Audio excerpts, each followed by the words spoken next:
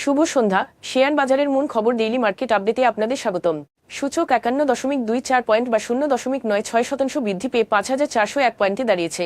বাজারের লেনদেনের পরিমাণ হয়েছে 802 কোটি টাকা, যা আগের দিনের তুলনায় 14.04% বেশি। ব্যাংকিং খাতের ইসলামী ব্যাংক, সিটি ব্যাংক ও পাবনা ব্যাংক, ওষুধ খাতের বেক্সিমকো ফার্মাসিউটিক্যালস এবং টেলিযোগাযোগ খাতের রবি আজিয়াতা মূলত আজকে বাজারকে ঊর্ধ্বমুখী করেছে। খাতভিত্তিক রিটার্নের ক্ষেত্রে টেক্সটাইল খাত সর্বোচ্চ 2.36% প্রবৃদ্ধি অর্জন করেছে এবং ব্যাংকিং খাত 2.01% প্রবৃদ্ধি নিয়ে দ্বিতীয় স্থানে রয়েছে।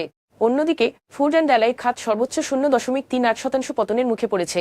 আজকের শীর্ষ করিডর বৃদ্ধি পাওয়া প্রতিষ্ঠানের মধ্যে 6টি কোম্পানি ছিল টেক্সটাইল খাতের। Desh garments, Dulamia cotton spinning mills ও মিথুন নিটিং অ্যান্ড ডাইং আজ সর্বোচ্চ লাভ করেছে।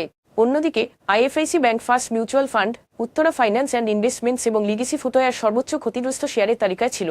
এসব শেয়ারের ক্ষেত্রে কোনো মূল্য সংবেদনশীল তথ্য প্রকাশিত হয়নি। হুয়াওয়েল টেক্সটাইলস, স্ট্যান্ডার্ড সিরামিক ইন্ডাস্ট্রিজ এবং দুলামিয়া কটন স্পিনিং মিলসের লেনদেনের পরিমাণ গত 3 মাসের গড় লেনদেনের তুলনায় আজ উল্লেখযোগ্যভাবে বৃদ্ধি পেয়েছে।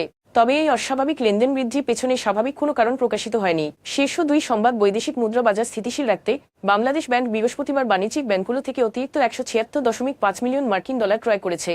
চলমান ফ্রি ফ্লোটিং এক্সচেঞ্জ রেট ব্যবস্থার আওতায় 13 জুলাই থেকে এ পর্যন্ত মোট ক্রয় দাঁড়িয়েছে 798.5 মিলিয়ন মার্কিন ডলার।